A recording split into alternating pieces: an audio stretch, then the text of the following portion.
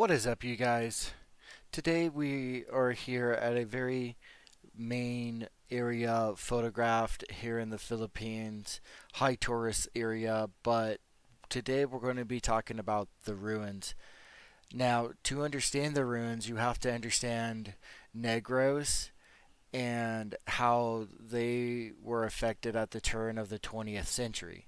The island Negros, which sits in the central Philippines between Cebu and Peña, was a sugar country, completely, utterly dominated by sugar. Now, in the late 1800s and the early 1900s, sugarcane was to Negros what oil is to the West and what it is to the Middle East today. It was the source of almost majority of all wealth, all power, and even social standings. The families who controlled the sugar, the Ilustrado class, that they landed were essentially the elite. They were essentially fuel lords. They owned the land, employed workers, built the towns, and lived in a level of luxury that was almost incomprehensible to the ordinary person around them. Well, but then you have someone, uh, Don Marino Larkson, who was one of those men, and he was a hero or a landowner at the time when that word meant almost everything. His sugar plantation made him one of the most preposterous men within the region. He had wealth, he had influence, he had standing, he had everything the world of Negros could offer, measured by men. And he had Maria, uh, yeah, Maria Baga Larkson, and by all accounts, she was the center of his whole world. His wife, his partner, the person for whom, despite everything who had already built and that he has built, he wanted to do something more, something permanent, something beautiful, something that said in concrete and stone and carefully carved detail that she mattered more to him than his fortune ever could. And so that's where he started to build his mansion. The design Don chose was a Italian and a grand architectural style that was fashionable among the wealthy elite of that era. Think towering arches, windows, ornate concrete, uh, symmetrical faces, the kind of architecture that announces, but quietly and unmistakably, that the person who lived here has arrived, right? Construction began in the early 1900s, and here is where the story takes its first devastating turn. Maria unfortunately died before the mansion was completed.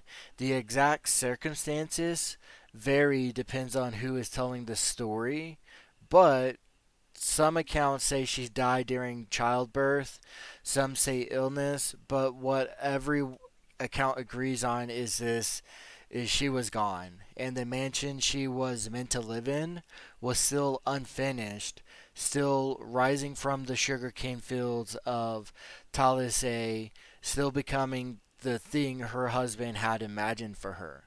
And so Don finished building it anyways, not to live in it as a monument to his own grief, but as a tribute to her, a physical declaration that she had existed, that she had been loved, and that she was worth something that would outlast both of them. And to make sure that it would last, he built it to endure. The local legend and historians believe there is real truth to this. It is that Don mixed over 1 million egg whites into the concrete during construction. This was not unusual in the Philippine building tradition. Egg whites act as a binding agent that strengthens the concrete and makes it remarkably resistant to the elements. And so a million egg whites in a mansion built for a woman who would never see it completed. If that detail does not hit you somewhere deep, then I don't know what will. The mansion stood through the early decades of the 20th century, through the twilight of the American colony period in the Philippines, through the slow, grinding approach of the Second World War. And then Imperial Japan arrived in December of 1941, just hours after Pearl Harbor. Japanese forces began their invasion of the Philippines, and what followed was one of the most brutal occupations in the Pacific War. The Japanese military swept through the island chains, methodically establishing bases, commanding infrastructure, and using existing structure wherever they can find them. A grand concrete mansion sitting on elevated ground in Talisay was exactly the kind of structure the Japanese military wanted. Strategic position, strong walls, commanding view of the surrounding area, perfect for a headquarters. So the Philippine guerrillas who were fighting back against the occupants found out, and they made the decision that must have felt impossible, and they burned it down themselves. Rather than allow Don's mansion and his tribute to his dead wife, built with millions of egg whites and decades of grief and love, to become a Japanese military command center, the guerrillas set it on fire. Deliberately, strategically, as an act of defiance that cost them something irreplaceable. The fire burned for days, and when it finally went out, the walls were still standing. Don, his egg white concrete, had done exactly what he built it to do. It refused to fall.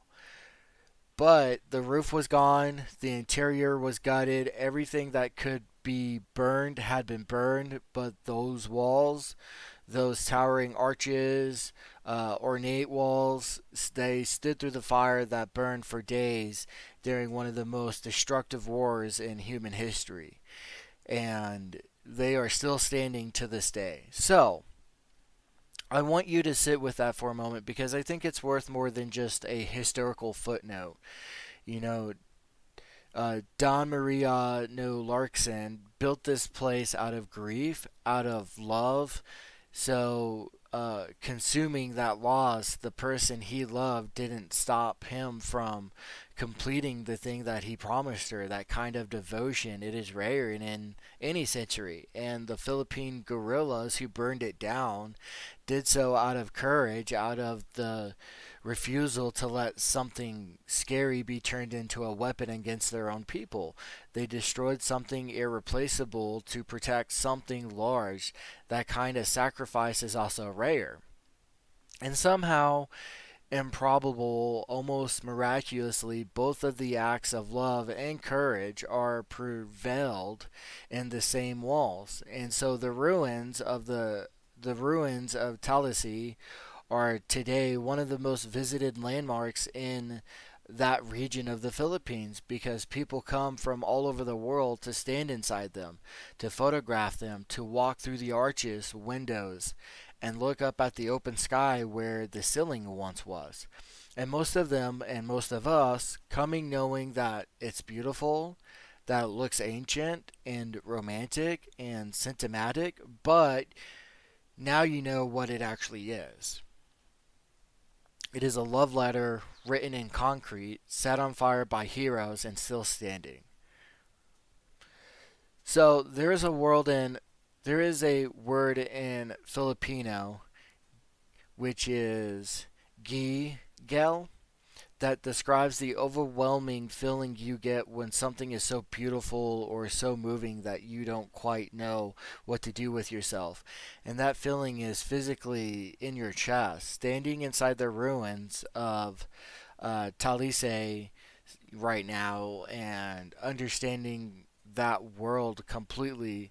This is just not a building, it is not just a ruin. It is the physical remains of a love story, of war, and a survival story of all occupying the same space at the same time. And still, to this day, these walls stand, and Don Mario built these walls for Maria. The fire turned them dark, and hundreds of years of tropical weather, earthquakes, and all the time they have survived all of that. So